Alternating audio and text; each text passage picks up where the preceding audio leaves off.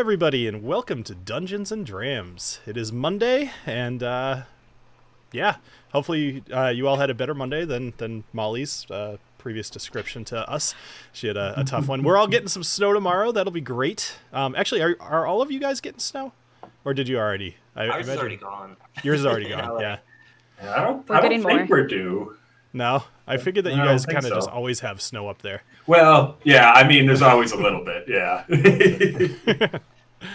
But, cool. Yeah, so, that was, whatever. What are you guys drinking tonight? Let's go into that. I'm going to pick something while you're talking. Well, I just finished a bottle of Baker's, which I think is super underrated. I fucking love it. So, I don't know, I've got choices for what I'll have next. Either a Jepson's bourbon pick that's finished in cognac barrels, that's surprisingly good, or a standard Knob Creek. Just something high proof to give me the guts to try and sneak into Halixia. That'd be awesome. Now, are you saying Baker's is underrated, just Baker's in particular, or the specific bottle that you have? Like Baker's in particular. It is funny that it doesn't come Baker's up more. as a... Yeah, everybody talks about like Knob Creek or Booker's kind of thing, and nobody really talks about the Baker's. And each one that I've had has been really good. So I think it's underrated. Nice. And they have great stories. Well, I am drinking. Actually, I thought about saying like, oh, this is some UNT because it's tea.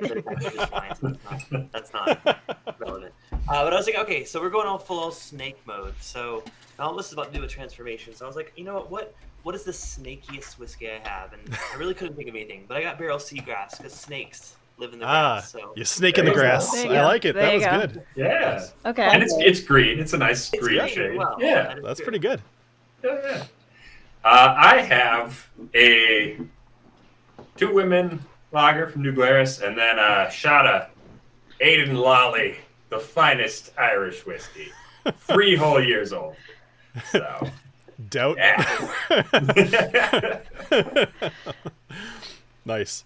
And while you guys were chatting, I went and picked out I'm doing the Green Spot Chateau Montelena, because 2 days from now starts Irish Whiskey Month for me. Right. So I actually upended my plan, and my first whiskey of this Irish Whiskey Month is not going to be Gold Spot. It's going to be something else, and I'm very excited about it. So Cool. yeah, so you guys will see that on Friday. But everybody go buy Irish whiskey. It's super underrated. Yay. Yeah. It is. It is underrated.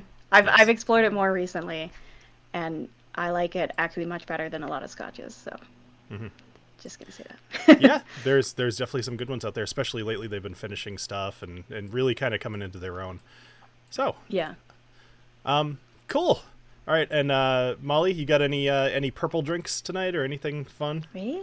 No purple drinks, but I do have this new Dr. Pepper, which is strawberries and cream, and it is incredibly good. I've seen many an Instagram influencer rave about it, so I was like, all right, I've been influenced, let me try it. I don't regret it one bit. It's fantastic. So it is good. Nice. Does it still have the strong Dr. Pepper taste? Like, honestly, totally different you should just flavor? get rid of the Dr. Pepper name because I don't really recognize it as a Dr. Pepper drink. It's more so that strawberries and cream deliciousness. Okay. Ooh, that does sound good. Okay. Yeah. I might. Yeah. I've seen it, and I was like, I don't know if it's going to be strawberries and cream mixed with Dr. Pepper. Yeah, Coke Zero has had some really funky flavors recently, and the last one was like this weird marshmallowy one that was awful. So I was reluctant to try this, but this is where it's at. Now, Clifton, weren't you doing some of the Coke, the special ones? I did one of them. It was like, was it Starlight? It was an interesting name. It was one of the first ones that they did. Yeah. That was the one that tasted like space, right? It tasted like the nebula. It was like a cotton candy-y kind of thing. It was fun. It was weird. I would have to be in the mood for it. It's not like, something I would go out of my way to get. Mm-hmm. Yeah, I saw one of those yesterday at the store. I don't know if it was that one or just something else, and I thought of you, and I was like, I should get it, but then I got Cherry Coke instead. That was the one time I did a dry week on my channel, and I lost my job that week. So, I'm not going to do another dry week. Oh, no. It's bad luck. See? Not drinking is bad luck. Right? That's what I'm saying. So the more you drink, the higher that you'll roll, right? Maybe. That Well, should go together. That's a interesting theory. Right? Let's do. test. That's what I'm hoping. I do like it. Technically, that is actually probably true because risky whiskey. There's a very good chance you're going Right? to roll higher if you drink more. That's true. Give it another go. All right, everybody. Well, it sounds to me like we are about good to go, but before we do, I want to just thank our patrons, Mike Cullerton, Adriana, EJ, James, Steve A, Tony Two Toes, Gavin, and David. All of you guys got a look into some more detail about the Raiders last week. So if anybody's interested in learning some more behind-the-scenes stuff, or if you're just enjoying the stream, we would appreciate the support. So consider joining the Patreon. It's fairly cheap to get into, and I like to think you get some good stuff.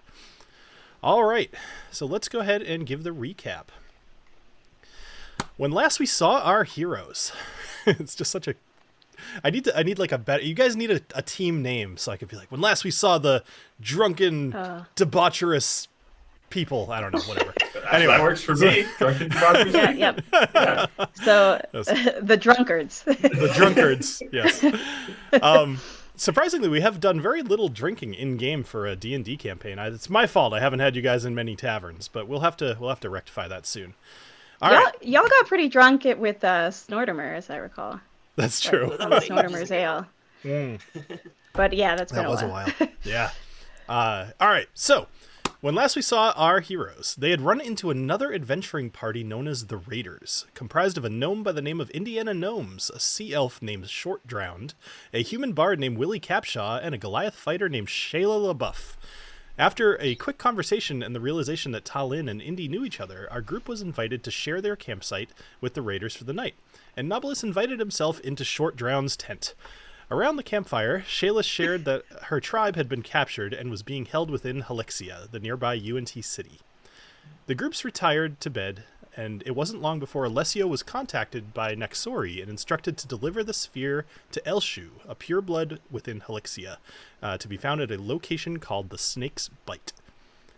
Over in Daffy's tent, she couldn't sleep, and left her tent only to realize that she was transported to another location filled with psychedelic trees, aquamarine grasses that seemed to move on their own, and a giant owl who transformed into a furbolg and invited her to sit for a talk. Daffy recognized this furbolg as Pharaoh Rainblossom, the druid that the group met while rescuing Tinbrand. Pharaoh introduced himself properly and convinced Daffy to return his book, The Path of Nature, in trade for information about her parents, who he explained had perished while trying to defend Dakari from the destruction that befell the disintegrated peaks when Fireclaw, an ancient red dragon, took it as his domain. The group awoke and made a plan for the day. They'd spend several hours hiking through the jungle. Knobolas was to take on the appearance of one of the UNT with Agnomeio and Daffy as his entourage. Meanwhile, Alessio and TaLin would scale one of the walls near the market and meet the group at the front gates from inside, bolstering Knobolas' lie by pretending to know him. So, we return back to our group. Let's do this. It is about noon on the 4th day of your transformation, when you crest a hill to the oh, sorry, never mind. That's we're still in the camp here. So, I'll stop talking. But you guys wake up and the birds are chirping, the sun is shining, and the campsite is mostly empty. Okay, guys, have we all been thinking on a plan for how we're gonna get in there? Yep. I Yeah. still like my plan. Yeah. I like our plan of Knobolas is the steak messiah. All right, so Knobolas, you're gonna be some. The messiah. Yeah, you gotta flair. Yeah, I feel like I should try it out. We can get a little closer. My spell only lasts an hour, so I feel like we should maybe hold off on transforming to where outside the city gates. That sounds good. And so Alessio and I are gonna try and sneak in via the market and come out over the wall and be in there already to greet you. Alessio has some kind of way of hiding himself or something, didn't he? I can make him invisible. Oh, you can make him invisible. Okay, and then you're gonna like undo his invisibleness as part of your messiahness, so maybe. His invisibility only lasts an hour, so the same as mine. So I think if we should strategize to make sure we kind of turn on our effects at the same time, probably for the best. Yeah. That sounds like a good I mean, I can turn 2 creatures invisible. So if you want to be invisible, we can make that happen too. It's up to you. That would be helpful for sleeping. So unless you guys want to like be in there and like, you know. Oh, I'm remembering our plan now. We were gonna like make him appear, and he's gonna be all golden and glowy, right? Right. That he's the special one. Yeah. Okay, so I probably shouldn't be invisible. Yeah. So that I can be there waiting, being like, oh, I recognize this. You have to be like, oh Messiah. my god, like it's so and so. Do you have a name? What's your? Do I reveal a name? Yeah. Or? That's up to you. I'm just here. Or are you going to tell us as we are outside of the walls right before transforming? I'll wait. Build up. Ooh. All right. Sure. Okay. So 2 things, just these are game mechanic things that you haven't really run into yet. So Knobolas. So casting invisibility uses something called concentration. Concentration is something that, big surprise, you have to concentrate on. It doesn't take a whole lot of effort, like you don't have to do anything consciously, but if you are attacked or if something causes you to potentially lose your concentration, there will be a roll that I'll ask of you. If you fail that roll, you will lose your concentration. So the people that are invisible will suddenly not be invisible anymore. If you're casting it on willing participants, they can end the invisibility anytime, and so can you. Got it. Okay. Your disguised self does not take concentration, though. That was something I just looked at. So your disguised self will last an hour and shouldn't be interruptible. However, if, as you mentioned last week, if you make yourself like a foot taller, let's just say for whatever reason somebody throws a rock at your head and it just sails right through the top of your head, that's something people would notice. So these are all things to be aware of. Am I significantly shorter than other UNTs? What we discussed, I think, will be about right. It's if you made yourself just a little bit taller than your current form, that would be a good idea, but you don't need to be that full foot. I think that you wouldn't look strange if you were to just disguise yourself. It's up to you whether you want to be slightly taller or not. Okay. Cool. All right, so you guys are heading towards the city? Yep. Excellent. We are headed there. Nice. So we are going to switch over to kind of a theater of the mind thing. I know sometimes people in the chat let me know. So I'm going to be switching back and forth tonight. If you don't see a screen, there's a good chance that's on purpose. So hopefully I didn't screw it up. All right, cool. So it's, as I mentioned, it's about noon on your 4th day when you woke up in the camp in the morning. You traveled for a few hours, and it's about noon on your 4th day. And you crest a hill to the south of Halixia, and you're able to take a lofty view of the city. Now, actually, it's funny, after I said that, I actually intend on showing you guys Halixia. So, let's take a quick look at the city here. There's a clear path down to the southeastern city wall for TaLin and Alessio to traverse. That's basically this bottom corner. There's also another path that is clearly going down towards the gates. As you look, though, you see that you kind of have a choice. Those of you going to the front gates, you could either go directly to the front gates, or you could go further down the road and approach from the road. It's up to you what you'd like to do. And also, this will be the part where you guys split up too. So anything that you want to say to each other, now's the time. Otherwise, you're not going to be in communication. Okay. So, TaLin, I would just say keep our friend close because I'm not gonna be able to see him. So like, kind of let me know where he is so I can magically turn invisible. Okay. Yeah. As we approach you, Alessio is obviously here and hears this. He will be on my right side. So the space to my right will be where he's standing. Will that help? And I'm probably going to use Pass Without a Trace to get into the city to help myself sneak in. Any help I can get. I'm terrified of sneaking. So Cool. All right. So pass without a trace will give you a +10 to your stealth rolls, I believe. Correct? yeah. Okay. Yes. Excellent. So Okay. Anything else? So now is the time to tell us your name, Knobolas, yeah. so that we know who you are. Well, I have been playing far too much Hogwarts Legacy, so I think I will go with the name Salazar. Yes. Salazar. Yes. That's a good That is statement. perfect. That is perfect. I Hence love the it. green. I was on theme tonight. Well, that's good. Oh, from here, Mhm. so we have like a lofty view of the city.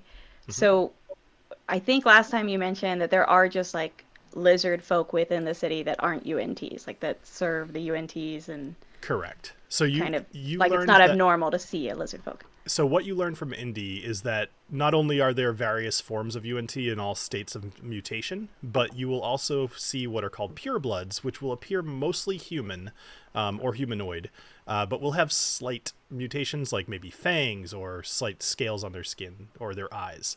And then there's also going to be a number of slaves within the city as well. So you could see pretty much all kinds of everything in here. Can I see the lizard folk From enough where you to are? tell if like there's something that's makes them obvious that they belong there that I should be wearing if I get in there? I see what you're saying. Not that you have seen. So if Okay. something like that exists, if there's any way to indicate that you should belong there, you do not know it. Okay. Gotcha. All right. Cool. Cool. All right. So we're going to Right. start. Knobolas, are you transforming now or are you going to wait? Like, tell me first, are you guys going straight for the gate or are you going to go for the road? I think we're gonna Y'all go for should the gate. give Oh, y'all should give Alessio and I a few minutes to get in, right? So that we're in there when you Right, come through yeah. the gate. so I'll make him invisible first, and then I'll hold for a minute before turning my Yeah. disguise on. Okay. That makes sense. Okay. I'm confused about the difference between the gate and the road. Sure. Yeah, can you explain that again, Bill? I'm a No little problem. confused. So if you're looking at the map, so you're kind of like up on this hill. You know, you're kind of crested over this hill, but there's still jungle all around you. You just happen to be on a bit of a vista, and you could oversee the city, but you can also see paths kind of through the woods or the jungle. There's one path that's pretty much going to drop you off right about there. It's going to be probably about 1/10 of a mile away from the gate. There's another path that's going to come out closer to one of these towers, but there's paths. Like, I don't think it would be strange for you to come out of either one of these. As for you, TaLin, you're seeing another path that's going to lead you to right about there, kind of to the bottom right of the screen. Okay. Gotcha. I say we just go in the main entrance. I think we should make this a big deal about like. Yeah. Yeah, for sure. Yeah, so that y'all will come up like the actual road as if making a We don't want an to like entourage. snuck Like, in. Like we want to make it seem like we're there Yeah. intentionally. Right. Yeah. Okay. All right. Can I do the like crier thing, like make way, Yes. make way for the great one? Definitely. And I think as we Darling. enter, I think I'd like to either grab a handful of dirt or like pick up some grass or something and just toss it like confetti. Excellent.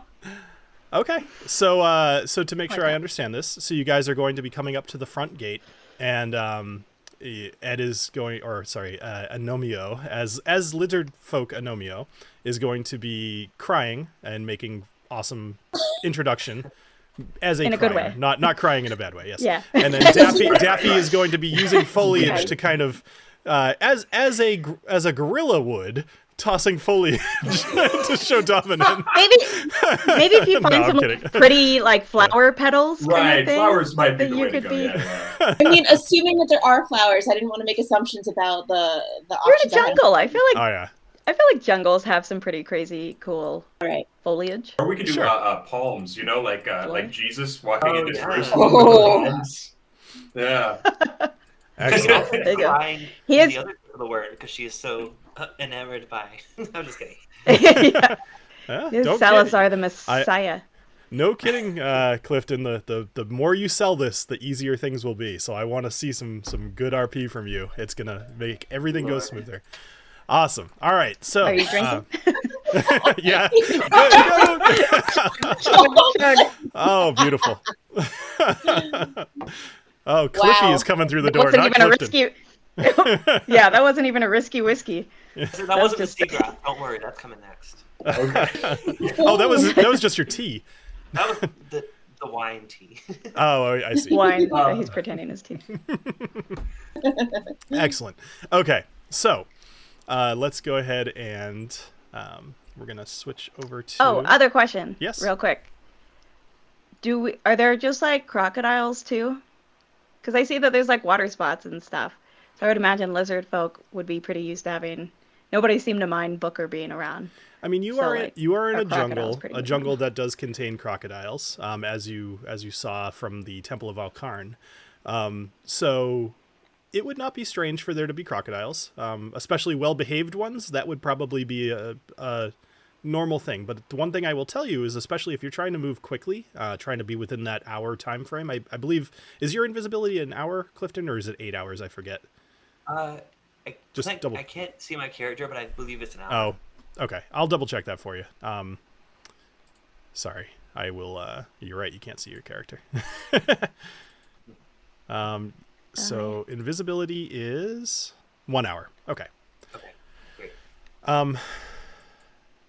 So to answer your question, if you're going to be moving fast, you might want to pick Booker up or do something where you could carry him, or see what happens if you travel. Well, at he'd normal speed. probably He's got little legs. be covered by my pass without a trace for as long as that goes. Does that make Right. you move faster too? No. No. So No, I just mean that he'll be hidden also. Like he would be. Oh, okay. I see where you're going. I thought you were trying to. Yeah. Never mind. We were going different directions there. Yes, the pass without a trace will definitely cover him. And in fact, just to kind of ease things, you can roll for yourself, and Booker will take your score, unless you Or tell he'll me just otherwise. Come with us as well. Either way, like if it makes more sense for him to walk in with us. Well, I was thinking about. I've been like trying to investigate my other traits that I didn't really realize I had, because I don't understand spells, as was proven by the Christmas and Halloween episode. That's true. Yeah, magic is stupid. Just like, what do you mean you can only use it 2 times or 3 times? I also have beast sense, so I kind of want him with me in case it becomes useful to have him maybe like be my eyes and ears and wandering about for me. So Okay. also he's my buddy, and I don't do anything without him. We weren't taking him for a long time. We just wanted him to kind of be part of my grand entrance. All right. So I'm going to toss your characters up here because I was going to originally just have the main screen as where we can roll, but I actually think it makes a little bit more sense. And you get to see Knobolas's character if we place people on Halixia. Yes. So Knobolas's character, by the way, for anybody who wants to see it, I actually can't really show it, so never mind. I'll show it to you later. Okay, let's keep going. So you guys separate. Okay. You separate past TaLin. We're gonna get to you and Alessio. Hopefully Jason comes on before the end of the thing. Otherwise, we'll play, and you'll just have to play for him. Let's go over to our group here. So we're gonna go outside the gates. All right. So as you, the 3 of you approach, you walk by a few cages that contain some orcs who look quite unpleasant or unhappy to be there. But they are firmly locked away. But they're kind of battering on the thing as they see you go by. They're kind of just growling and yelling at you. They are not happy. However, you walk by them, or don't. Tell me if you do something different. And as you are coming up to these front gates, tell me how you're approaching. I mean, you said you were doing all kinds of stuff. Let me know what you're doing. Well, make way! Make way for the great Lord Serpentis, swallower of all prey, he whose writhing cleanses the earth. Make way for the great Salazar! I don't have to do anything. I'm just going to let him guide me in. The flower petals. I'm just gonna look straight ahead and just walk in like stoically, definitely flexing a bit of my lizard/snake muscles. Excellent. So, wait, what is your? Out of curiosity, what is your like snake form? I was just about to tell you like? to describe that. Yep, exactly. Bill, were you able to pull up the picture? All right, I will get the picture up while you're. Yeah, but why don't you? Sorry, it's. Look at the picture. I thought it would be easier to just see it, but I think I can do it a different way. But it's gonna take me a sec. I'm like I can mentally describe preparing for a ripped snake of some sort. Yeah. I'm just gonna zoom in on this guy while you kind of describe it because the audience can see him. Yeah, so he's full on like bare chest exposed. Like I mean, he's full on like Knobolas, like you expect him to be. He has his skin is still like mostly like human flesh colored or elf flesh colored, but it has like ripples in it that kind of simulate scales. But the scales also turn into like an armor kind of look on me. I don't know. I mean, I don't know if that's actually armor. Bill sent me this drawing earlier today. It's whatever you want. This is your guy. If it's in any way different, whatever people are hearing is what you are. Yeah, well, it's like it kind of my scales form kind of like an armor design, like on my shoulders and my arms. So it looks like I'm wearing armor, but it's actually just part of my scales.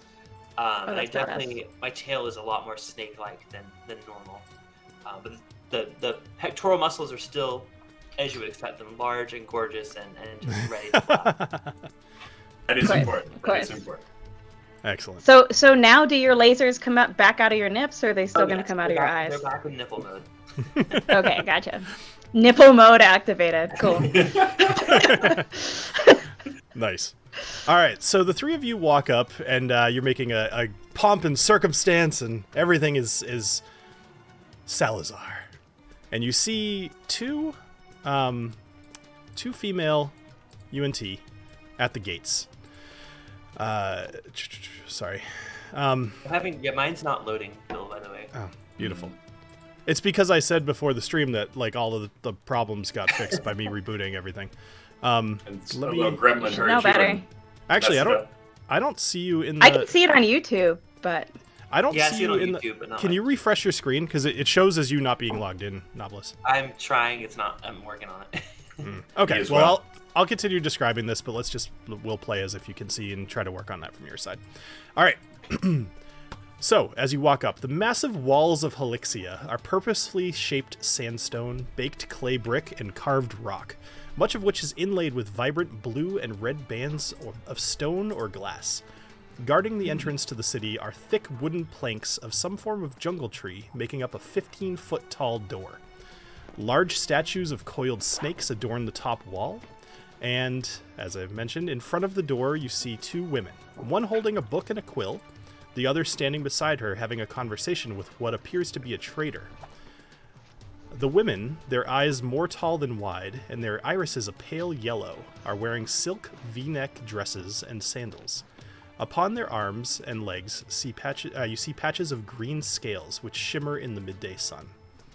At the top of the wall, you see several guards on either side of the door. You note the long bows in their hand as they look down dutifully towards the entrance, and their heads resemble hooded cobras. The trader continues to talk to the red-dressed woman, and you see him begin backing up. He says, "Look, I'll go. If you don't be wanting my wares, that's fine. No harm done." And the woman's eyes squint tight, and a blue forked tongue flicks from her mouth as she produces a dagger from behind her back. She dips down low and slashes at the trader's ankle, slicing a tendon, and he falls to the ground. "Stand up and walk away. Go ahead." "I can't, you crazy bitch. You sliced my ankle." "That's unfortunate. A slave who can't walk may as well be fed to Thorak." The man attempts to wriggle out of his pack, and he starts dragging himself away from the gate, leaving a small trail of blood in the sandy dirt. "A slave who attempts to flee? What's the punishment for that, Mazi?" Mazi. She's talking to the other woman. She says, "I believe that's an ear, Isissa. Perhaps two.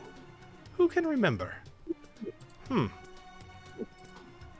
What would you prefer? Shall I feed you to Thorak?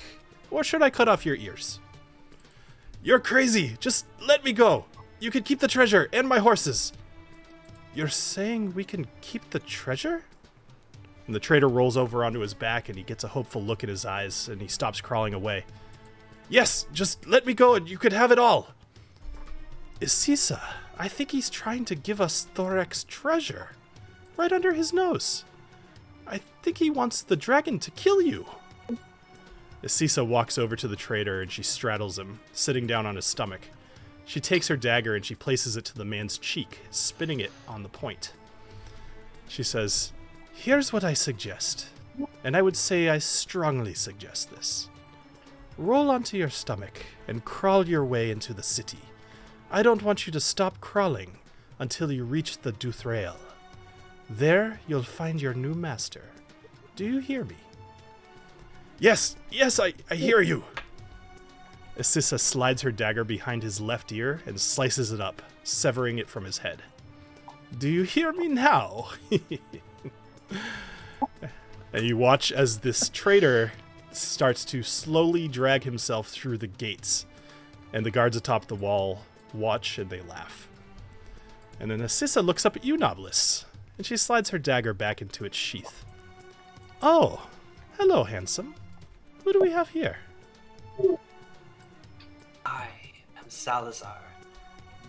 What was the word that you guys were all saying with the S? Messiah. Messiah. And when you say Messiah, I'm gonna like get on my knees and like, hail his fangedness. Naturally, I will follow suit and I'll just be like, Messiah. And I'm just gonna pretend they're like I'm just gonna ignore them full on. That's normal for me. Well, I mean, did you answer her question? You said that you're Salazar. Sorry. All right. She says, Salazar, huh? I do not know you. Where are you from? That is of no business of yours. I'm making my way to the temple. Mazi, have you ever heard of Salazar? Go ahead and roll a deception check for me, Knobolas. Alright. Ooh, I've always wondered. I've not had much opportunity to roll this, and I'm excited to roll it. Please do well. Okay. Uh-oh. Oh no! Oh. Yeah. Well, tell me if you think a 13 is good enough. You could risky whiskey. Tell you what, you know what? What you said that tea was wine, right? Yes. I'm going to give you a free risky whiskey because you did it of your own volition. Okay. Thank you. I appreciate it. Right, I'm making it advantage, actually, in this case. It'll be your higher number, not a risky whiskey. So do I roll advantage or just normal? Just roll one more time. With a risky whiskey, we have to take the new roll. In this case, you're getting the higher of the two, which is good because you rolled lower. 13. We'll do the 13. So with a 13, let me actually. She. Oh no. So shit. She rolled a natural 20 on her perception. So far, she's not convinced. She says, "What area? What area are you from? How long have you been here?" I had a map. I'm gonna jump in between them real quick. I'm gonna leap up from my knees like, "You worm! How dare you! How and she stops dare you mid-sentence and she stops you mid-sentence and backhands you in the face. And she looks at you, Salazar, and she says, "I suggest you get your slave under control." And I'll just look at him and tell him, get back with me. Are we still in the bush of Jilriel? Yes. Okay, so it wouldn't make sense to say from the bush. Well, you're not there. You're not there. I know, just clarified. I'm looking at the map. Hold on, I'm referencing my notes. I am from the floating island of Volantis. Volantis? Volantis.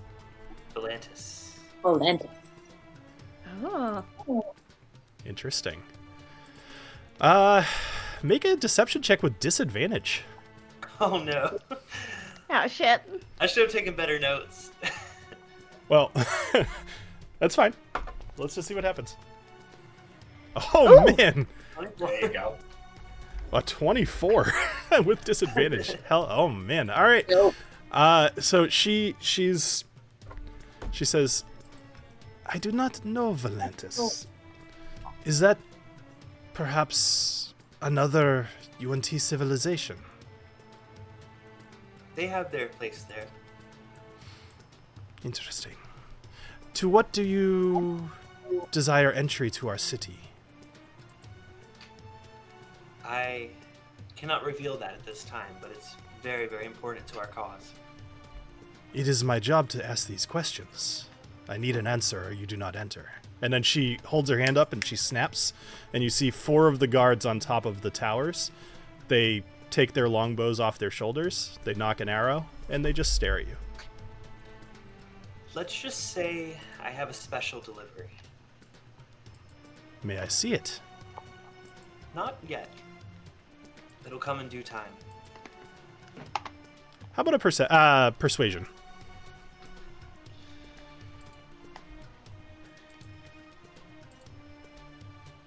Ooh, it's not letting... Hold on. My thing, glitched out. Let me try that one more time. Sure. As a note, while you're doing that, you see the trader is still crawling his way further and further into the city. He is definitely not getting up. Risky whiskey. Risky whiskey. Good call. I'm going to get you hammered. Oh my god. I'm going to go live on Twitch after this. It's going to be a complete mess. What am I doing? Deception or? Persuasion.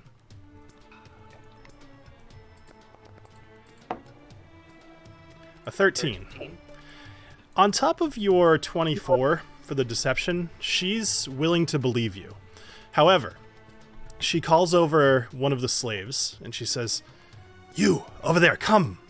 And this man, older, like mid-20s or so, but very, very scraggly beard. He clearly hasn't shaven in a very long time. She says, "Escort Salazar here. You are to be his slave. Help him to find where he needs to go. If anything seems strange, tell one of the other masters, and if I find that you have lied to us, you will suffer the same fate as he." And he, Don't worry yourself, darling.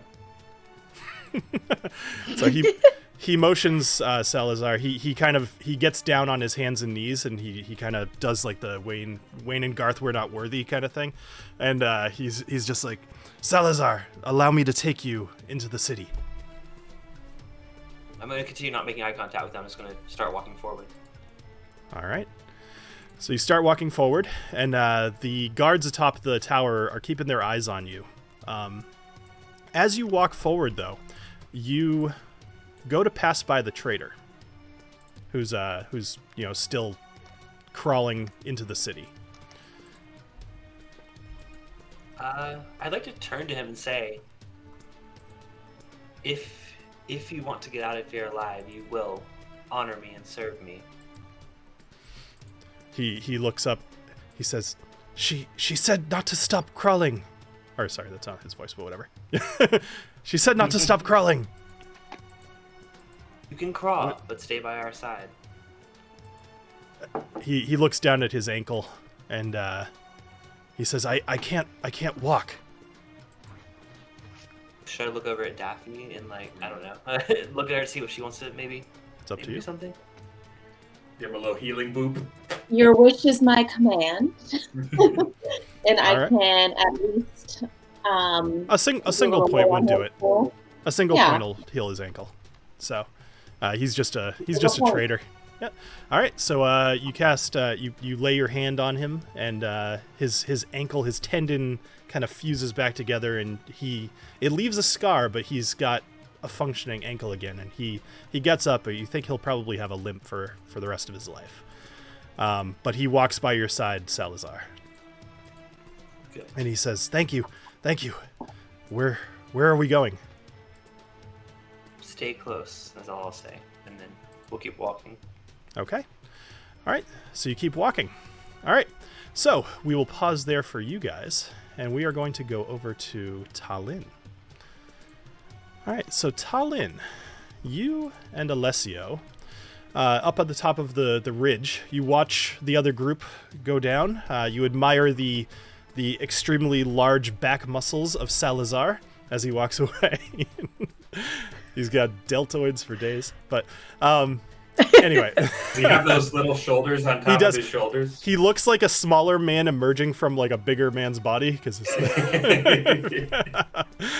All right. And so, as I mentioned, to travel as fast as you'll need to do something with Booker, as despite his best intention, he's got stubby little legs. Oh, it's so weird because normally he's faster than me because he's bigger than me normally.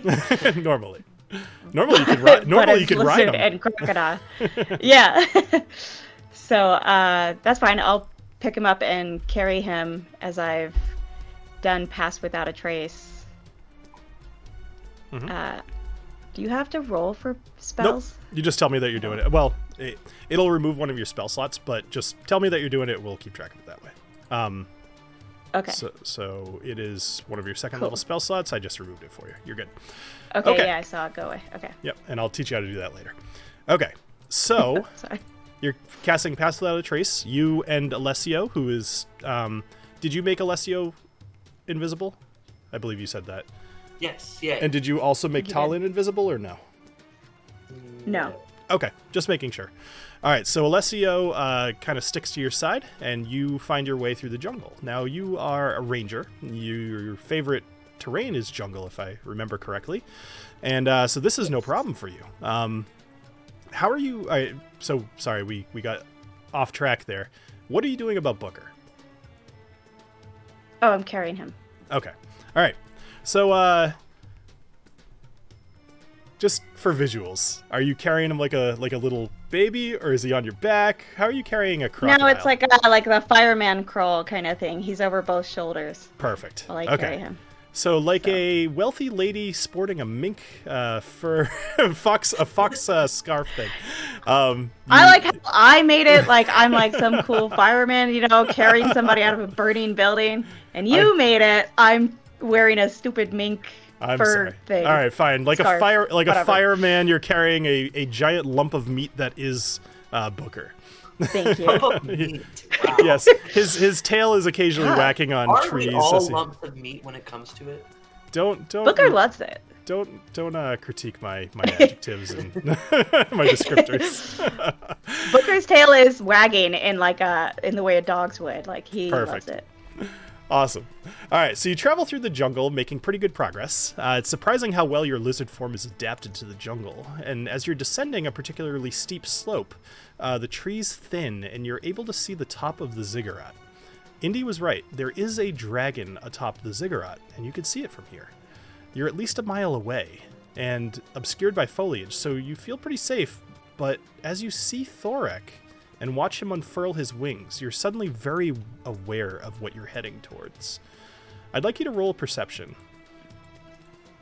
Okie doke.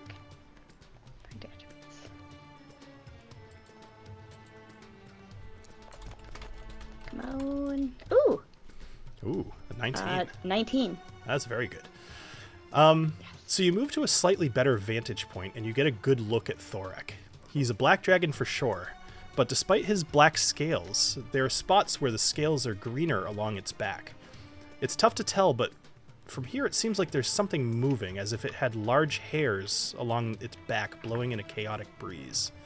His tail seems to be moving a lot, darting left and right violently, but it's hard to make out any more details from this distance. One thing is clear from here, though. This dragon's very large.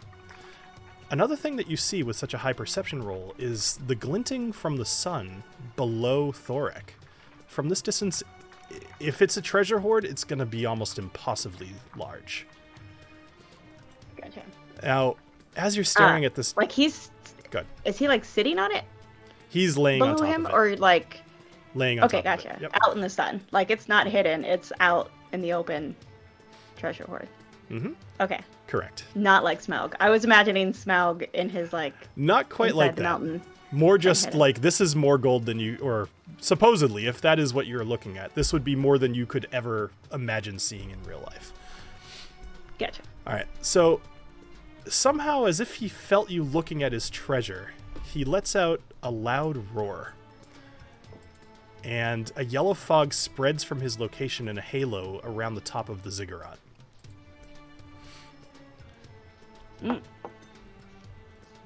Now, the ziggurat is in the middle of Halixia, right? Correct. It's not... Yep. So the fog is just around the ziggurat, not, Correct. around the rest of it, because that would make everybody in Halixia's eyes blind and bleed and lots of pain, right? Correct. Yeah. So it's the ziggurat itself is multiple stories, probably 4 or 5, something like that, and it's very large. And there is just this permanent cloud of yellow haze surrounding the top of the ziggurat.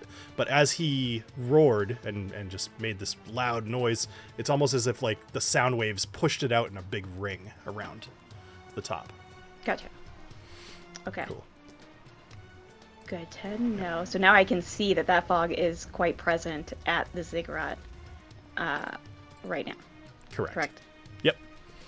So we have a mushroom that we can use to make a tea that will help resist poison and disease for 8 hours. Mm-hmm. Can I make the tea but not drink the tea till I'm like getting closer to the ziggurat so that it doesn't wear off? If you want to stop and build a slight campfire, or if you have some other way to create fire and heat up tea, like, you could do that. It will take time.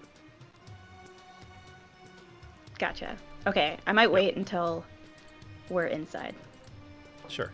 And something to keep in mind, since you brought it up too, is that time is important if you are going to make whatever Knobolas was planning to kind of show off his power work. So if you are supposed to be in a certain place at a certain time, then keep that in mind. Certain things that delay you might cause that to not go well for Knobolas. Okay. All right. I think I thought I was supposed to be there, like, at that gate. So interaction. Sorry, yeah. So, I mean, like, you haven't been sitting up on top of the hill while that whole thing happened. Like, you guys left at the same time. I'm, like, working on my way exactly. in. Okay. It's like a parallel thing. It's more, if there are certain things that happen, then you will miss whatever opportunity Knobolas decides to use that. If you succeed and don't take too long, whenever he decides that it's useful, you'll happen to be there. So, because you guys worked out this plan ahead of time. All right. So, so you look towards the city, and your approach is becoming more clear. That is, 2 forms of approach are becoming more clear. On the southwest, you can see the tops of some of the buildings cresting only a few feet away from the wall, and you figure that if you climbed over the top and dropped down, you'd be in some sort of an alley, and it would be unlikely for anybody to be there, and that's where I'm pinging on the map right now. Additionally, you see a grate and a tunnel on the southeastern side that seems to be letting water in from a nearby pond, and that's over here. What would you like to do? Okay, sorry. What was it about the pond? I was trying to zoom in Sure. on the, because it's not loaded on here and I don't want to screw anything up, so. Sure. Just zooming in on YouTube. Yeah, so there is The first one, I could go over the wall into an alley. Basically, yeah. And then the Or I second could one is go- there's some sort of a gate, like a drainage or some sort of a water system coming from a pond that's basically on the other side of the wall. Gotcha. Okay. Oh man, and I had thought about maybe trying to go in like via a sewer or something. But I like the idea of just going over into the alley. I do have Pass Without a Trace cast on me, and Booker, what's his face, is invisible. Alessio. That's true. So I'm gonna. How tall is the wall? So the wall is about 40 feet. Oh. And as you, I'll say that you're close enough to see the wall at this point. As you look up the wall before you, it stretches up approximately 40 feet. The wall's made of sandstone and brick, and there are several snake-shaped rain pipes sticking from the wall that are fairly large. Rain pipes that look tough. Drain Like, pipes, yeah. sturdy? Like, you think so? They're Like made something of I the could maybe climb up. They're pretty. Sorry, they are spaced out pretty far. Like, you wouldn't be able to go from one to the next to the next. But they are also large to the point where if you wanted to try to climb into one, that could possibly happen. They're about your size. Oh, inside of it. If you want to. Like inside of it. It's an option. Oh, I was thinking use it to climb up the wall That's also an option. on the outside of it. Yeah. Is there anything on top that it looks like I could, like, catch a rope onto? There is. Like However, as you were descending the hill, you notice that there are guards that are patrolling the top of the wall. And although they do traverse this section of the wall, it's not very frequently. So if you were trying to climb, you could potentially time it well. Or terribly. So maybe I should go inside the drain pipe. I'm gonna try and go inside the drain pipe, where I'll be hidden from the guards, but hopefully have enough holding. If that's your choice. Sure. No, oh, shit. I'm kidding. All right, so you step, you go around, you travel around to the, the three of you actually. Alessio is keeping right on your heels, and he's talking to you softly every now and then, just so you know he's still there. So you step... Also, I have a rope tied around Booker, like that's tied to me, so that to help pull him up in case he struggles to climb up the drain pipe. So, I imagine. Okay, so I think I misunderstood what you were saying. So are you going to try to climb the wall, or are you trying to go into the drain pipe? You said drain pipe. There's two pipes. There's one on the wall and then one on the kind of ground level. Into the drain pipe that goes up the wall. Got it. There's a pipe. Okay, sorry, I misunderstood. On the Sure. Okay, so let's do this. So are you trying to climb the wall? Are you going to try to use... Alessio has grappling hooks on him if you want to try to do that. How are you going to get up the wall? Okay. No, I'm confused. I thought I was going inside the drain pipe. Okay, let me re-explain. So there's a 40-foot tall wall. Let's say about 20 feet is where these drainage pipes, the snake-shaped drain pipes, are coming out of the wall. These are for when it rains, it drains the water out, and then kind of doesn't flood. Those don't go all the... Okay, I'm thinking of, human ones that we have that go from the roof. Sorry, I didn't... No, they're not like that. Floor. Sorry, I didn't do a good job explaining that. Yeah. Okay, I see what you're saying. So I would have to get up 20 feet. Correct. To maybe try and go inside those. Correct. And everything. Gotcha. So yeah, let's use one of Alessio's. I'm gonna keep an eye on the patrol and try to start this right after a patrol has gone by. Okay. Again, I've got my pass without a trace thing on. I know you keep telling me. I'm so not a sneaky person. Sneaking is never what I do in any game ever. That's okay. I like it. All right, so I'm gonna cast that on you so that it now applies to you. All right, cool. So you have pass without a trace, which is going to add a +10 to your sneak. Let's say that you're able to watch these guards and you make your best guess as to when you think they will not be around. Roll me a strength check to throw the grappling hook up to. Are you going for the top or are you going for the pipe? What are you trying to attach to? I'm going for the pipe. Okay. I like the idea of at least being kind of hidden for half of the trip up. Okay. Excellent. All right, so roll me a strength check. And that's just ability check, right? Correct. I assume. We're going to go with that. All right. So a 13. So you toss this grappling hook up, and you do kind of get it wrapped across the top of one of these drain pipes, and it doesn't connect back down to the rope, but it does connect kind of to the underside of the snake. You pull on it a few times, it feels secure, but with a 13, you can't be sure. So I feel like in Home Alone 2 when Marvin pulls the bag of flour on his face. We'll see. All right, this could go poorly. So Alessio does the same, and we'll just since he's not here, we're going to basically say that he's matching you at any given point. So you try to climb up the rope first. As you get up, let's see. So you climb up about 5 feet. You climb up about 10 feet. Booker's hanging onto your neck. He's looking a little scared. He's not used to being up high. And as you get up about 15 feet, you hear the stone of this snake pipe starting to crumble. You can hear it, and you can start to see it. Would you like to try to climb the last 5 feet or try to get onto the wall? Wait, get onto the wall? So you are up against the wall. I think... It's brick and stuff. There's not much to grab onto. What I'm saying is, do you want to try to climb the last 5 feet, or do you want to try to get yourself attached to the wall somehow? I would think I'm about 15 feet up, and I'm like 7 feet tall now, right? I was just thinking I might you're about 6 feet tall. Try to hop back down. Yeah, I mean, if that's what you want to do too. Like, I'm the tallest of our I want fellow you to tell me Lucifer. what you're doing, not me tell you what you can do. I think I would be like, oh shit, Okay. and be trying to like go back down because I would have been pretty hesitant. Okay. TaLin is an adventurer, but normally better planned. Sure. So. All right. So you start sliding back down the rope, much more controlled, and your instinct was correct because the grappling hook kind of crumbles some of the brickwork, and the snake is now missing half of its lower jaw, and you would have fallen otherwise. So you are now back on the ground. Okay. So that worked great.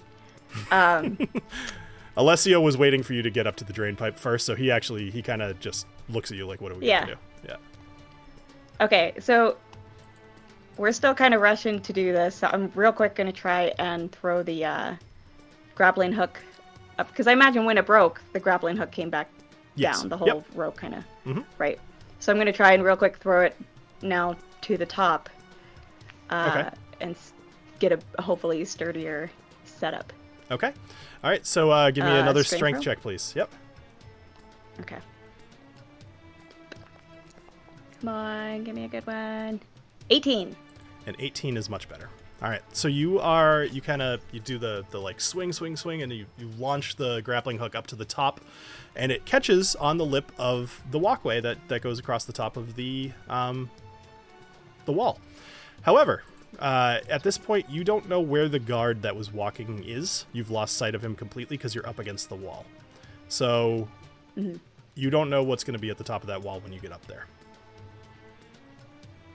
Okay, gotcha. And how long was I looking at it before? Like, I saw him. So did I monitor it very long? You probably figure that a guard is coming by every like 5 to 10 minutes. It's they're kind of walking the perimeter of the market, and there's a few guards. So your best guess, it could be within 5 to 10 minutes. That first time up probably took you about 5 minutes. So somebody could have just walked by and missed you, or maybe they're about to. You just don't know. And now I have a grappling hook, just making it real obvious that I'm trying to crawl up. Cool. Mm-hmm.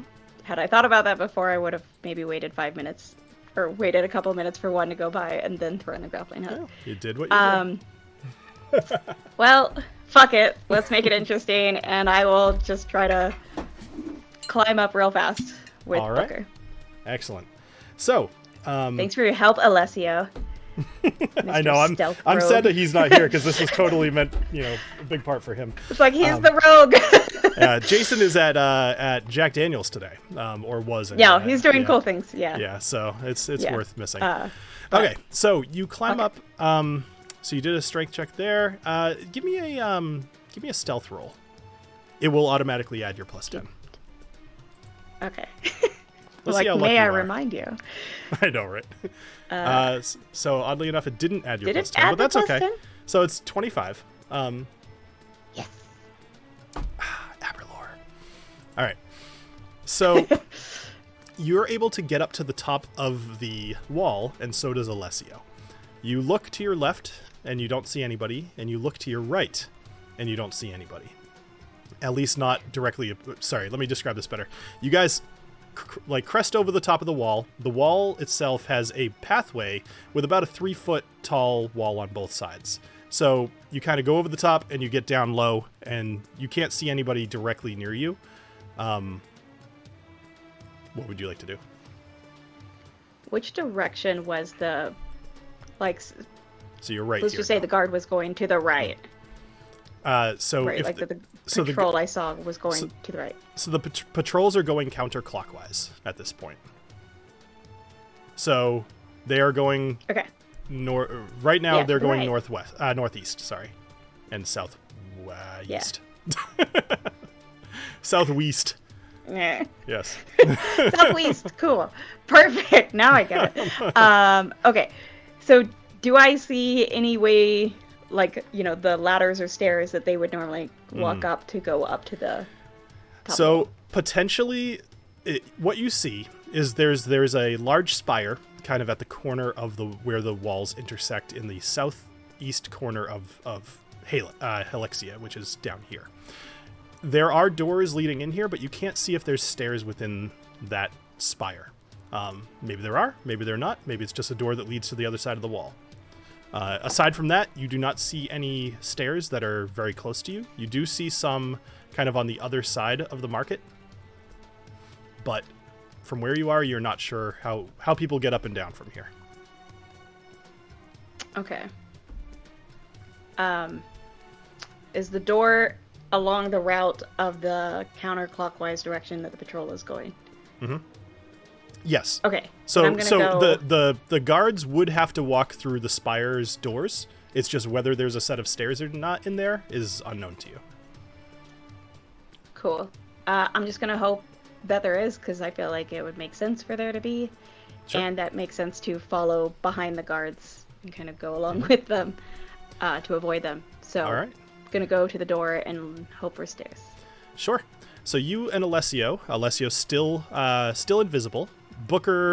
Is Booker walking with you, or is he still around your neck? I think now we're being like sneaky and just kind of going like this. Mm-hmm. So he's walking. Sure. So you walk inside of the door to the spire, and as you do, you see a guard. He's got the head of basically a king cobra. He looks very similar to, you didn't see him, but for description reasons, he looks similar to what was at the front of the area. He's got these large muscles. He's got the cobra head. He's got a longbow slung over his arm, and he seems to be just taking a break in the shade inside of here. And he looks at you, and he says, "What are you doing up here?"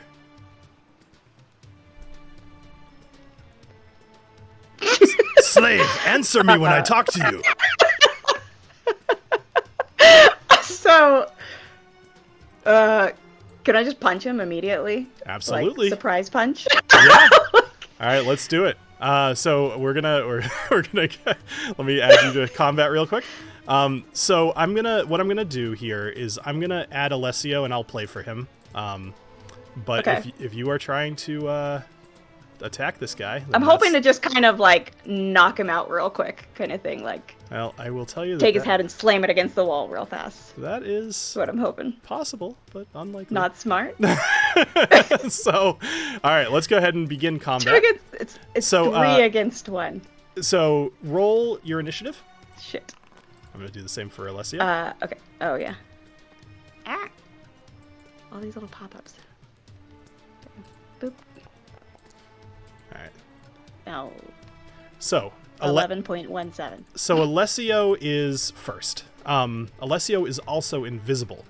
So Alessio is going to come behind this guy, and he is going to attack him, and he's going to get sneak attack damage, and et cetera, et cetera. So I get to pretend to be a rogue for a minute here. Nice. So let me just go ahead. I'll roll for an attack with advantage, which is good because he just messed. Oh, wow. Oh, my God. He rolled 2 8s. So a 14. 14 will still hit this guy. Okay, so he is going to do... I was going to say, do I have to risky whiskey for Alessio if he needs it? Maybe. He's going to critically hit, which is going to be a 10, but then he's also going to get his sneak attack, which is, once again, a critical hit. Whew, that's a lot of dice. Oh, 46. All right, so 10 plus... So he does 38 damage. He sneaks... So Alessio sneaks up behind this guy, and he drives both of his daggers right into this guy's kidneys, doing 38 points of damage, and his invisibility goes away. Up next is the UNT Malazan. He is going to see this glowing bubble, or this glowing being pop up from behind him, but he is a guard. He is absolutely going to attack you back. He is going to take out his scimitar, and he is going to attack you, TaLin, because you're directly in front of him. His first attack is probably going to miss. An 8, yep. But then he makes a bite attack against you as well. What a jerk. Another 10. All right, so he is absolutely stunned from this attack by Alessio. And as he tries to attack you, he totally fails. All right, you're up. What would you like to do? Okay, so I did have my dagger out, so I'm going to stab at thee. Sorry, I can't help but think of Khan. I stab at thee. I stab at thee. Doop. Oh, dumb. Roll well. Mer. An 8. An 8 will not hit. Yeah. So I will give you a okay, point of but advice. So I have 2 attacks. You do. I do have 2 attacks, and then Booker. So he does. I will say that he is bloodied, meaning that he's below half his hit points. But he's also a guard. Okay. So I would say if you're going to, you're already attacking him. I would suggest killing him. Yeah. So do whatever it yeah. takes. Yeah. No, that was. Yeah. At this point, it's definitely a kill him thing. Mm-hmm. So, I'm. Ooh. I'm going to use Ensnaring Strike. Okay. No, that's bonus action, and that replaces Booker attacking. Is that wise? I feel like Booker would be... I'm trying to see who does more damage. 1d6. No, I'm not going to do Ensnaring Strike right now. I'm just going to attack him, my second action, attack action, with Spear. Okay. Because I feel like that makes sense to have in my hand along with a dagger. Sure, why not? For some reason. Why not? Ranger. Attack. Spear Ranger. Yes. He's right in front of me. 23 though. All right, a 23 will hit for sure. So go ahead and roll damage. Okay. Boop. For 5 damage. For 5 damage. Okay. So he is still up. But he is now bleeding from bonus the back, action, and he's got a is... spear in his gut. Bonus action is... So, because he's got a spear in his gut, he's stabbed in the back. I imagine he's pretty, like, leaned over kind of thing. So, bonus action is Booker is attacking, and he's going after his throat. Perfect. To, like, grab and shake him kind of thing. So, oh, there it is. Boop. Attack. There's so many clicks to do this. 18. All right, an 18 will hit. Go ahead and roll damage.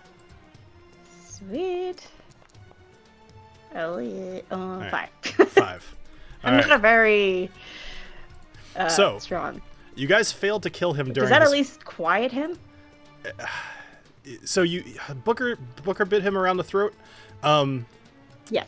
Yeah, I would say at this point, between the 2 daggers in his kidneys, the spear in his gut, and a crocodile hanging from his throat, I don't think he's able to reach any sort of alarm bell or anything like that until his actual turn.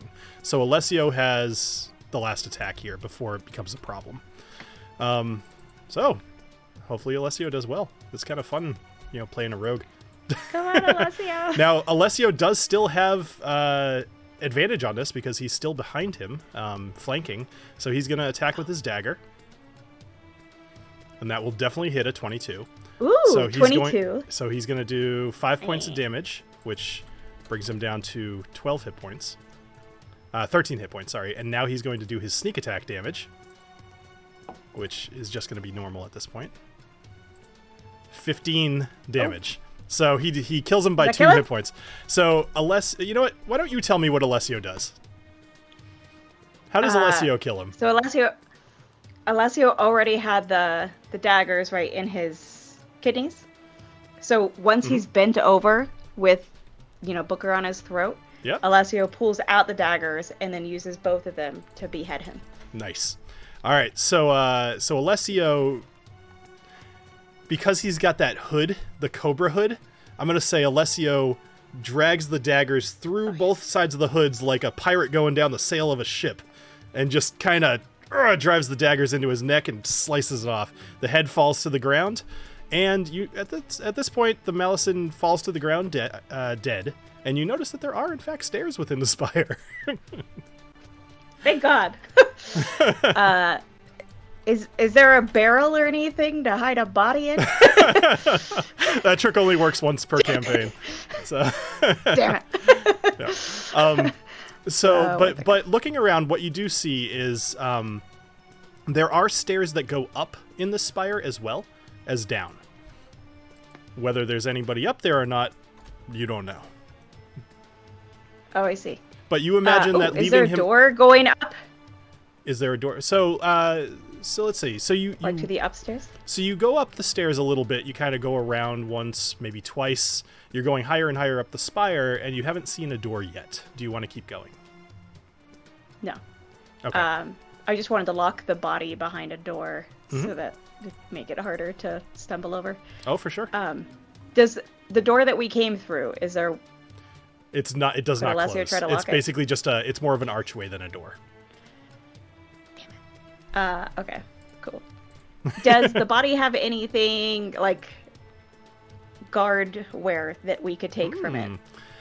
In this case, it does, actually. So you've noticed with watching the guards go through, they are all basically of this type where they've got kind of the more snake-like head. It's various different types. There's some that look more like a rattlesnake, some that look like a cobra.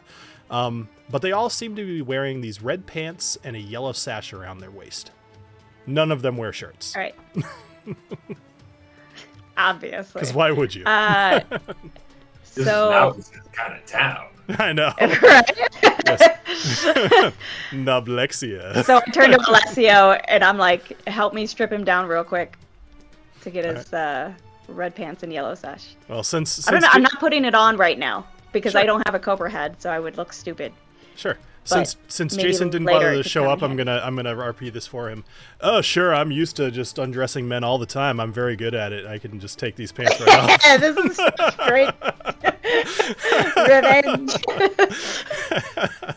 So anyway, for making me stealth without our for making you rogue. I know, right? I didn't expect that. All right. So anyway, you're able to you take off these guard pants, you take off the yellow sash, and what do you want to do with the body? Up, down, or leave it? Bring it up the stairs, down the stairs, or leave it?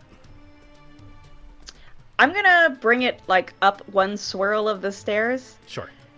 That Okay. way, if people are constantly going through there, it's not right there, and I feel like people are more likely going up to that first level Okay. more often And and walking through. I'm going to give you a little bit of bonus because you do have Pass Without a Trace still. I'm going to say that there's enough dirt or some sort of I was hoping so. detritus, I think is the right word. There's sundry objects in here, and you're able to cover up whatever blood was on the ground. So as far as anybody knows, unless they walk up those stairs, or if they're at the top of the stairs, if they walk down, they probably won't find this body for a while. Sweet. All right. I feel like snakes don't have as much blood. Like, they don't bleed as much as humans do. Well, so yeah, I mean, that seems legit. you cut his head off. I mean, there's probably some blood coming out. There's that. There's some. I'm just saying it's not like humans. There's they don't some. have nearly as much. So. All right. So at this point, but sweet. At this point, you could either, I mean, or whatever you want. You could jump down into the alleyway, or lower yourself, or you could go down the spire, which you can see there is a door down to the bottom that would still lead you down into the alleyway behind one of these market stalls. Like it's a height that I could jump down and not be worried about hurting myself? Good point. Probably not. It's still a 40-foot wall. But if you had, like, if you Okay. wanted to use the grappling hook to lower yourself, or if you just want to walk down the stairs, whatever you'd like. I think we're just like, shit. Mm-hmm. We hit the body, run down the stairs real quick with Booker. Sure. Okay, cool. So you go down the stairs and you come up behind the market stall. And at this point, there are a number of people walking around. And as far as they're concerned, you're just another slave.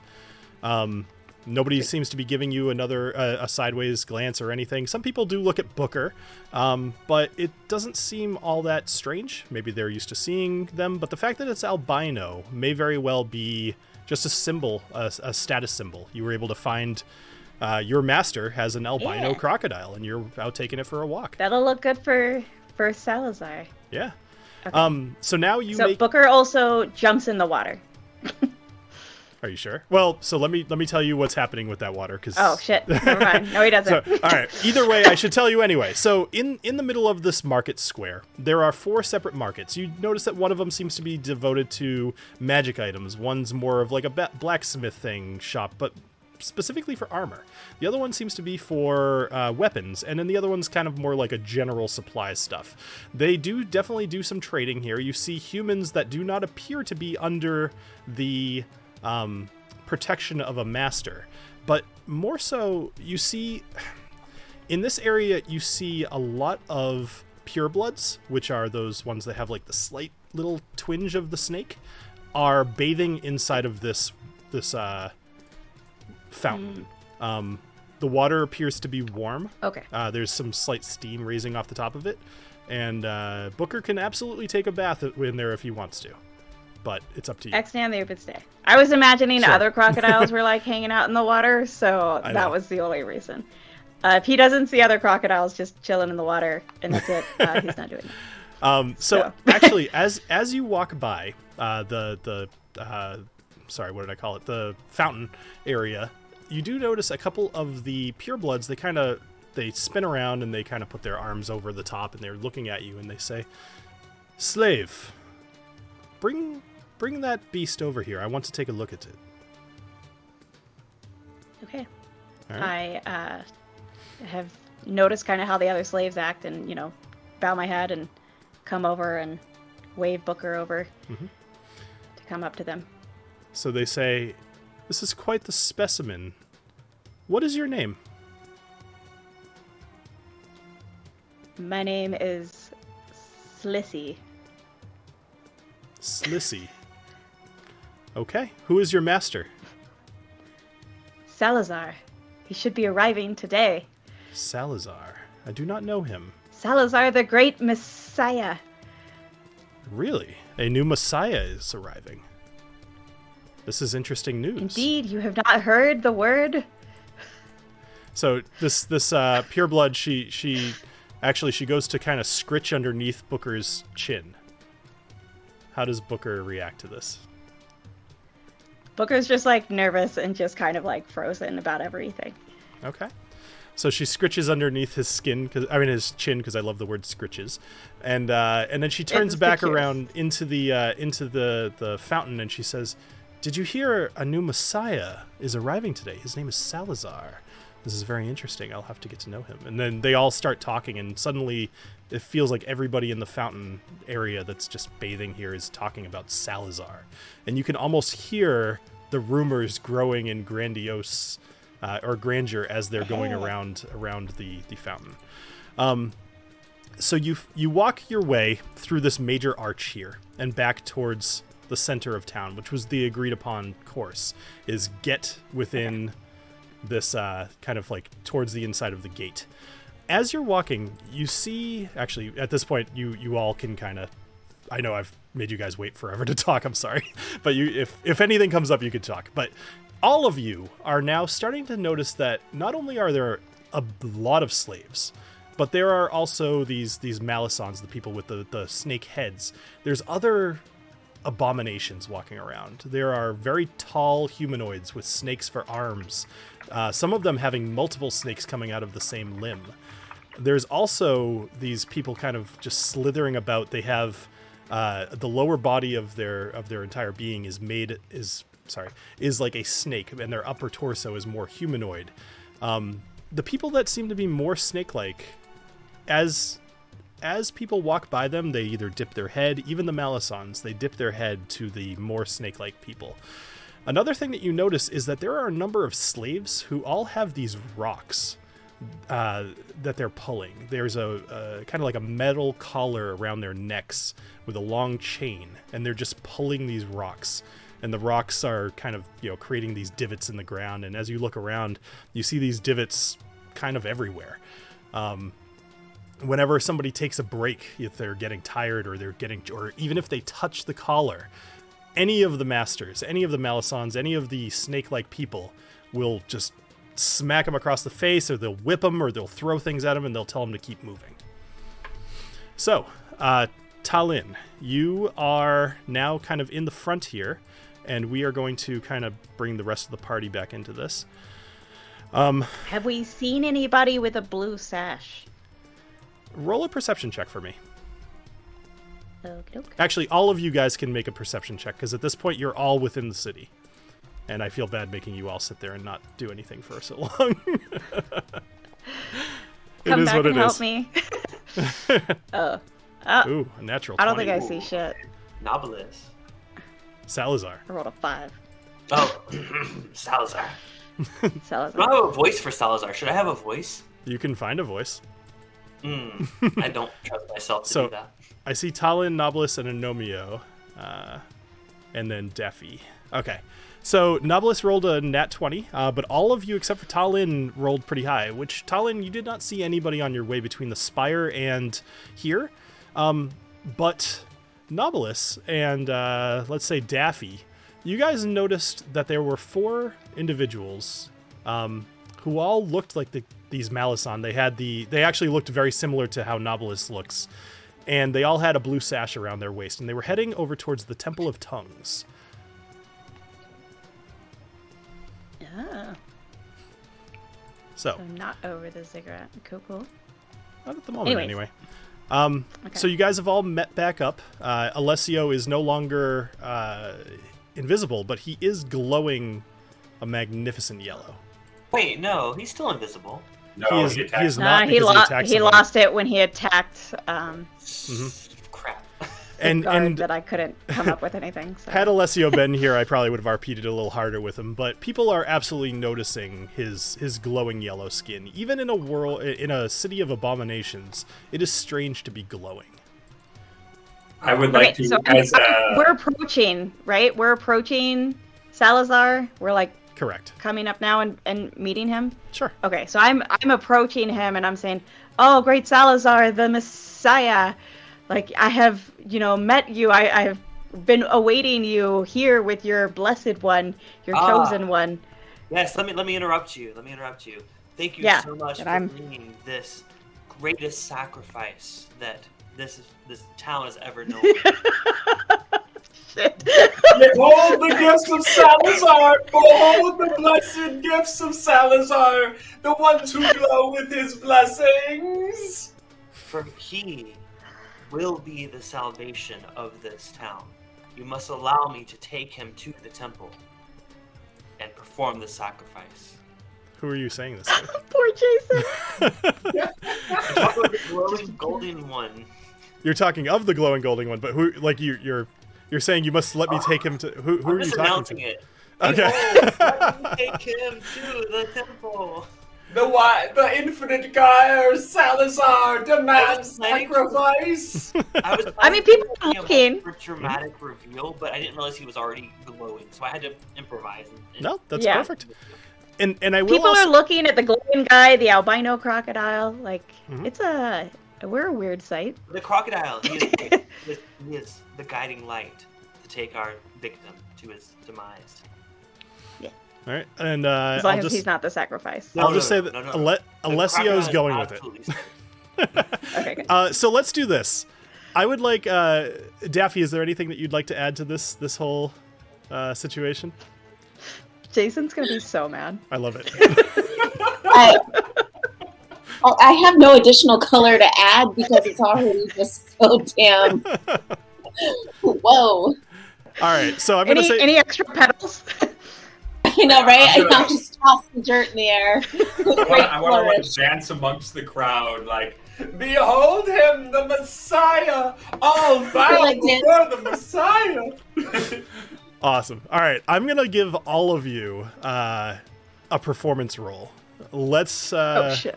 I think this is except for you, Knobolas, because these people are working on your behalf. Oh crap. Come on. Come on. 19. That was overall very, very good. 12, 15, and 19. 15. So you are starting to gather a crowd. A number of these purebloods are coming up to you. There's men and women alike. All of them very similarly dressed. It's almost as if there's very little in the way of caring about clothing here. All of the women are wearing those V-neck dresses. The men are all mostly shirtless, unless their mutations are kind of like not lending to it, in which case they'll cover up a little bit. But all of them are gathering around, and they're starting to notice you, Salazar. And they're saying, Salazar, I heard about Salazar. He's the Messiah. Salazar the Messiah. Salazar the Messiah! To where do you need to... Where do you need to go, Salazar? Please.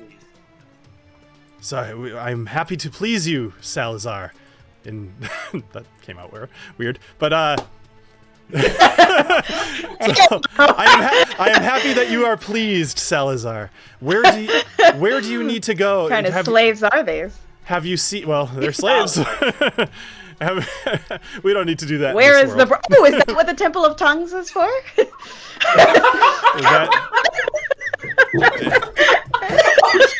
It is now. Isn't that where the others were going? That is where the others are going. Just broke Salazar. Salazar breaks To the Temple of Tongues. So to the brothel. They don't listen to you unless That's fair. well, actually, sorry. They say, "Do you speak for Salazar?" Who here is the speaker for Salazar? Great Salazar, I am not worthy. I No one apologize speaks for speaking before you. Salazar. We hang on every word that comes from his forked tongue. Dear God. Okay. Dear me, I think you mean. Absolutely. As I gesture towards my giant lizard. No snake abs. Behold his glistening muscularity. Look at that UNT. Look at that unt. It is such a large unt. All right, so we're nearing the end of our session. So this group of purebloods around you is saying, Salazar, where would you like to go? We will follow you. Temple of Tongues. Well, I almost was distracted by the Temple of Tongues, but that'll have to save itself for another day. I think we are heading towards the whatever that thing is with the glowy ziggurat. They all start whispering, the ziggurat. Is he here for Thorak? No. Is he? Salazar. What do you need with the ziggurat? This is the purebloods asking I you. have the greatest sacrifice that this ziggurat has ever known. Right here, glowing golden. So at this point, some of the slaves that are pulling these rocks have stopped to watch you. And you notice that despite their enamorment with you, the purebloods are still turning around and they are just smacking the shit out of these slaves, telling them to get back to work. And they do. And you notice that there are more and more of these purebloods coming out of their hovels. Not hovels, these little houses. And you now have a sizable group around you of about 25 people, not including your own little group. And they are starting to lead you through these main gates towards the ziggurat. And that's where we're going to end tonight's session. So, we will rejoin here next Monday, for our next session, where we will see where Salazar is going to take this horde of worshippers. You made quite an impression, apparently. Weren't we supposed to sneak into the ziggurat without them knowing we were coming in? Too late. This is what happens when you let the guy with pecs lead the group. Excellent. All right. Well, thank you all for playing. You guys did wonderful tonight. That was great. Thank you, everybody, for watching. I saw thewhiskeychannel.com joined us briefly just to say hey. So, hey, nice to see you. And we have a whole lot of the usual faces in here. We appreciate you guys joining us week after week. It's great to see your comments live, kind of inspiring. Anybody here who would like to check out the Discord? We do chat in there. Usually things get a little bit more chatty on Saturday, Sunday, Monday, when we're kind of leading up to the sessions. But at any given time, it'd be cool. Do any of you have anything that you'd like to announce or make known? I do. Clifton, you've got stuff coming up on Friday, right? Ooh. Hold on, I do, but Ed has something as Yeah, well. go ahead. I was just going to say, the long St. Patrick's Day is going to be the Rocket Review's proper, true return. So look forward to me and the old man. We're going to be hanging out, drinking, and cooking on March 17th. So March 17th. Excellent. Oh, that's.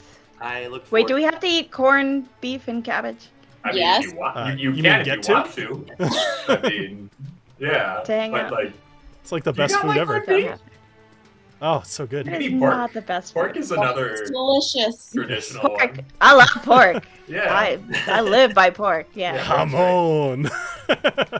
I'm And, on. You still have your salt's bag of num nums. So, I mean, oh yeah. Yeah. Oh, I should have been handing that out as blessings. Don't Anyway, forget about work that. on that. Salted pork for everybody. salted Yeah. pork all around. So, Clifton, what? Oh, sorry. Go ahead. Oh, I had one other thing. On Yeah. the 18th, the day after St. Patrick's Day, me and the old man are going to be hosting a Irish music session at the Dog and Shrub Distillery. So anybody Nice. who's in the area, Oh. come on by. That's awesome. That That's would great. be so much fun. That's really cool. Oh, I'm sorry. I can't go there. Like, it's Wisconsin. Yeah, no, I'm bummed I'm not in the area. It's a good ways away. Yeah, but that's awesome. Clifton, what do you got? Other than So, massive first of pecs. all- yeah, first of all, like I wasn't live last week. I had a commitment that I had to make, but I'm live again back this Thursday. I'm going to do a barrel flight of the last 3 batches of barrel bourbon and deciding which one is my favorite, as well as my Hold on. barrel New Year, which was my #1 whiskey of 2022. Surprisingly, didn't expect that, but it was. So I'm going to compare it to the 3 latest batches of barrel bourbon. But in addition to that, I will be on Matt Madness this Friday night with our good friend ADHD Whiskey and quite a few other whiskey tubers. We're going to be battling it out. Week 1 of that was last week, and I know the qualifying round, our friend Adriana killed it and is going to maybe I'll be going head to head against her. I don't know. Maybe. We'll see. Might.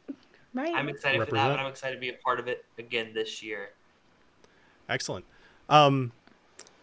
Adriana, I know you bought one of the bottles from Matt. I got one as well. Did anybody else? Did you get one, Clifton? Did you buy one? They sold out way quicker than I would Yeah, have thought. they did. So, no. Okay, that's fine. So Yeah, it was the same day. I imagine Adriana, wait to open it unless you have some like real good reason to. We'll do that here on the stream just for fun. Yeah. Yeah, that'll be super fun. I don't know when so nobody ships to Utah. So mine's being shipped to a That's friend okay. in Colorado, and then I'll hold here, on so to I mine don't for a know while. I'm not in any when hurry. mine will arrive. But that I- sounds super fun. I don't know love if you've noticed. man, I have a wish I couple would've to known. I drink here, would've so. I would have bought one. I would have bought one sooner. I just was holding, and then I saw it sold out. I'm like, well, crap. I'll send Clifton. I'll send you a Yeah. sample. I will gladly send you a That sample. works. That works. Yeah. Alright. I will only open it ahead of time to send Clifton a sample. Ed, do Actually- you want a sample? Just send it to all of us. Yeah, I wouldn't turn that down Yeah. for sure. I will pay my share. Molly, if you drank whiskey neat, I'd gladly send you a sample too, but you So might not enjoy it. Depending on when we get it, Molly, would you join us for a drink that night, just so we could all drink the same thing? Okay, cool. Yeah. All right, I'll find a way to get I you will- some. I will- Yeah. How about this? For those of us that don't have samples of it, I'll cover the cost of the sample. Like, We'll figure it all out. Don't worry about it. Yeah, Yeah. backstage. All right. Anyway, anybody else have anything that they need to? We could discuss logistics, offline. So, anything else that anybody would like to announce? Cool.